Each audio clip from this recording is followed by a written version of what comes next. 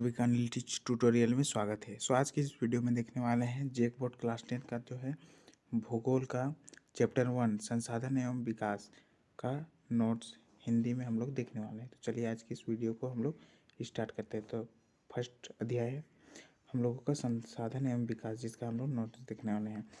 तो अगर video start करने से पहले अगर आप इस यूट्यूब चैनल में नहीं हैं तो प्लीज़ चैनल को सब्सक्राइब करें और अपने दोस्तों के साथ इस वीडियो को शेयर करें। तो चलिए आज की इस वीडियो को स्टार्ट करते हैं। तो सबसे पहले हम लोग देखते हैं संसाधन किसे कहते हैं। संसाधन का डेफिनेशन हम लोग देखने आए हैं। तो संसाधन का डेफिनेशन हम लोग देखते हैं कि हमारे पर्यावरण में उपलब्ध प्रत्येक वस्तु जो हमारी आवश्यकताओं को पूरा करने में प्रयुक्त की जाती है। मतलब हमारे आसान भाषा में कहे तो जो हम लोग उपयोग करते हैं, जो हमारी आवश्यकता को पूरा करती है, उसे ही हम लोग संसाधन कहते हैं। जिसको बनाने के लिए प्रौद्योगिकी उपलब्ध है, जिसको बनाने के लिए हमारे पास कुछ मशीनरी चीज़ है, कुछ बनाने के लिए हम लोगों के पास कुछ है, जो आर्थिक रूप से संभावित और सांस्कृतिक रूप से मान्य हम संसाधन कहलाती है। जो हम लोगों को जो आवश्यकता को पूरा करता है उसे ही हम लोग संसाधन कहते हैं। चलिए अब हम लोग देखते हैं संसाधन का वर्गीकरण। संसाधन का वर्गीकरण तो पहला जो है उसे बांटा गया है उत्पत्ति के आधार पर। उत्पत्ति के आधार पर जैव और अजैव में बांटा गया है। और समाप्यता के आधार पर देखते हैं तो नवीकरणीय योग्य संसाधन और अनवीकरणीय योग्य संसाधन में बांटा गया है। अब हम लोग देखते हैं नेक्स्ट बांटा गया है स्वामित्व के आधार पर। स्वामित्व के आधार पर व्यक्तिगत, सामुदायिक, राष्ट्रीय और अंतर्राष्ट्रीय में बांटा गया है। अब हम लोग आते हैं अगला हम लोग देखते हैं कि संसाधन को विकास के स्तर के आधार पर बांटा गया है। तो पहला जो है संभावी, दूसरा है संभावी विकसित भंडार और तीसरा है संचित कोष। इसमें जो है इसको बांटा गया है। अब हम लोग देखते हैं उत्पत्ति के आधार पर संसाधनों का वर्गीकरण। जो हम लोग देखे थे उत्पत्ति के आधार पर संसाधनों का वर्गीकरण देखते हैं। उत्पत्ति के आधार पर जैव संसाधन में बांटा गया। तब पहला तो है जैव संसाधन। जैव संसाधन का डेफिनेशन देखते हैं। ऐसे संसाधन जो हमें जीवमंडल से प्राप्त होते हैं। ऐसे संसाधन जो जीवमंडल में रहते हैं, जिसमें जीवन है, जैव संसाधन का, और जिसमें जीवन जो है जो सजीव है, उसे ही हम लोग जैव संसाधन कहते हैं। जैसे देखते हैं मनुष्य, प्राणी जात आदि। मतलब आसान भाषा में कहते हैं तो जैव संसाधन वैसे संसाधन हैं जिसमें जो है जीवन पाई जाती है, जो सजीव है। दूसरा है हम लोगों का अजैव संसाधन। अजैव संसाधन का देखते हैं वे संसाधन जो निर्जीव वस्तुओं से बने होते हैं। वे संसाधन जो निर्जीव वस्तु से बने होते हैं अजैव संसाधन कहलाते हैं। जो निर्जीव होते हैं वो अजैव संसाधन कहलाते हैं। जैसे चट्टानें और धातुएं। अब हम लोग देखते हैं समाप्यता के आधार पर। तो हम लोग देखते हैं समाप्यता के आधार पर संसाधनों का वर्गीकरण। अब पहला जो है वह नवीकरणीय योग्य संसाधन। तो इसका डेफिनेशन है वे संसाधन जिन्हें विभिन्न भौतिक, रासायनिक अथवा यांत्रिक प्रक्रियाओं द्वारा पुनः उपयोगी बनाया जा सकता है। मतलब ऐसा हम लोग कह सकते हैं जिसका उपयोग हम लोग करते हैं फिर उसको दोबारा प्राप्त कर सकते हैं, उसी को हम लोग दोबारा मतलब उपयोग कर सकते हैं, उसी को हम लोग कहते हैं नवीकरणीय योग्य संसाधन। जैसे वायु जो है उनका ख़त्म होने वाला नहीं है, इसको हम लोग फिर से उपयोग कर सकते हैं। उसके बाद जल भी हम लोग उपयोग कर सकते हैं। अब हम लोग देखते हैं दूसरे नेक्स्ट हम लोग का है अनवीकरणीय संसाधन। वे संसाधन जिन्हें एक बार उपयोग में लाने के बाद पुनः उपयोग में नहीं लाया जा सकता।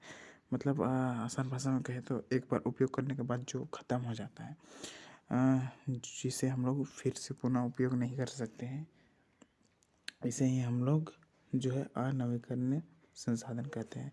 जैसे खनिज हो गया। आगे हम लोग का पेट्रोल भी आ जाएगा। पेट्रोल, डीजल, ये सब अगर ख़त्म हो गया तो फिर से हम लोगों को नहीं मिलेगा।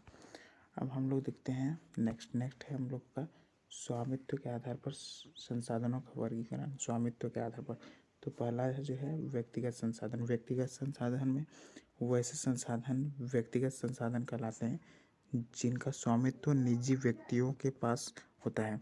मतलब व्यक्तिगत संसाधन ऐसे संसाधन को कहते हैं, आसान भाषा में कहें तो, जैसे कि हम लोगों का जो है ज़मीन हो गया, घर, जो हम लोगों का अपना है उसे ही हम लोग व्यक्तिगत संसाधन कहते हैं। जो एक ही आदमी का होता है उसी को हम लोग व्यक्तिगत संसाधन कहते हैं। जैसे उदाहरण में देखते हैं, किसी किसान का ज़मीन जो उसका अपना है, घर भी अपना है, इसमें और भी आ सकते हैं। तो अब नेक्स्ट देखते हैं सामुदायिक संसाधन। सामुदायिक संसाधन में वे संसाधन जिनका उपयोग समुदाय के लोग करते हैं सामुदायिक संसाधन कहलाते हैं। मतलब सामुदायिक संसाधन वैसे संसाधन होते हैं जिसका उपयोग हम भी करते हैं और हमारे आस पड़ोस के लोग भी करते हैं, पूरे जो है समुदाय के लोग करते हैं। जैसे हम लोगों का मेला हो गया, पार्क हो गया, इसका उपयोग हम लोग पूरा समुदाय का लोग करते हैं। अब हम लोग देखते हैं नेक्स्ट है हम लोग का राष्ट्रीय संसाधन। राष्ट्रीय संसाधन किसी भी प्रकार के वे संसाधन जो राष्ट्र की भौगोलिक सीमा के भीतर मौजूद हो, राष्ट्रीय संसाधन कहलाते हैं। मतलब इसको कहा जाता है कि राष्ट्र के जो हम लोग का देश के अंदर जो भी जो है संसाधन है वे हम लोग का राष्ट्रीय संसाधन में आते हैं। अब हम लोग देखते हैं नेक्स्ट है अंतर्राष्ट्रीय संसाधन। अंतर्राष्ट्रीय संसाधन तट रेखा के 200 मील दूरी से परे खुले महासागरीय संसाधनों पर किसी देश का अधिकार नहीं होता। मतलब जैसे हम लोगों का देश का जो है तट रेखा जो समुद्र से सटा हुआ है, उससे अगर 200 मील की दूरी पर जाए, उसके बाद 200 मील तक ही हम लोगों का एरिया मिलेगा। उसके बाद 200 मील के बाद जो है वो है अंतर्राष्ट्रीय संसाधन में आता है, जिस पर सबका हक होता है। अब हम लोग देखते हैं यह अंतर्राष्ट्रीय संगठनों की निगरानी में है, इन्हें अंतर्राष्ट्रीय संसाधन कहते हैं। मतलब वही जो हम लोग सभी देश उपयोग करता है वही अंतर्राष्ट्रीय संसाधन है। 200 मील के जो आगे होता है, आगे का एरिया होता है, वही अंतर्राष्ट्रीय संसाधन होता है। अब हम लोग देखते हैं नेक्स्ट है विकास के स्तर के आधार पर संसाधनों का वर्गीकरण। विकास के स्तर के आधार पर तो पहला जो है संभावित संसाधन। संभावित संसाधन वे संसाधन जो किसी प्रदेश में विद्यमान है परंतु उनका उपयोग नहीं किया जाता, संभावित संसाधन कहलाते। मतलब पर्यावरण में तो है लेकिन उसका जो अभी उपयोग नहीं किया गया है उसका जो है उसे ही हम लोग संभावित संसाधन कहते हैं। अब हम लोग देखते हैं नेक्स्ट है विकसित संसाधन।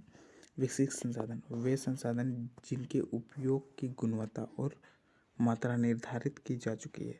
मतलब जिसका गुण और उसका मात्रा जो है निर्धारित की जा चुकी है, उसे ही हम लोग विकसित संसाधन कहते हैं। अब हम लोग देखते हैं नेक्स्ट है भंडारित संसाधन।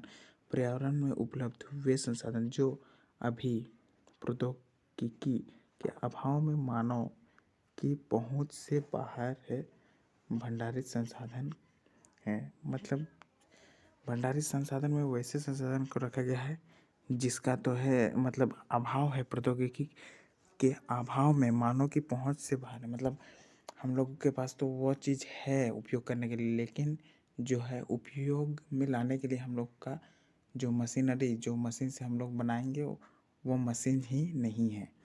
तो अब हम लोग देखते हैं नेक्स्ट है संचित संसाधन। संचित संसाधन वे संसाधन जिन्हें अभी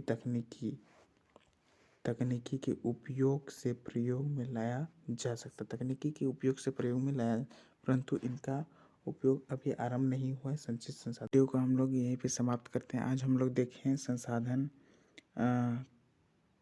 का डेफिनेशन और जो है संसाधन के प्रकार। तो आई होप आप सभी को यह वीडियो अगर पसंद आया होगा तो प्लीज़ अपने दोस्तों के साथ शेयर करें और चैनल पर नया है तो चैनल को सब्सक्राइब करें। अगला पार्ट देखने के लिए हमारे चैनल को सब्सक्राइब करें। धन्यवाद।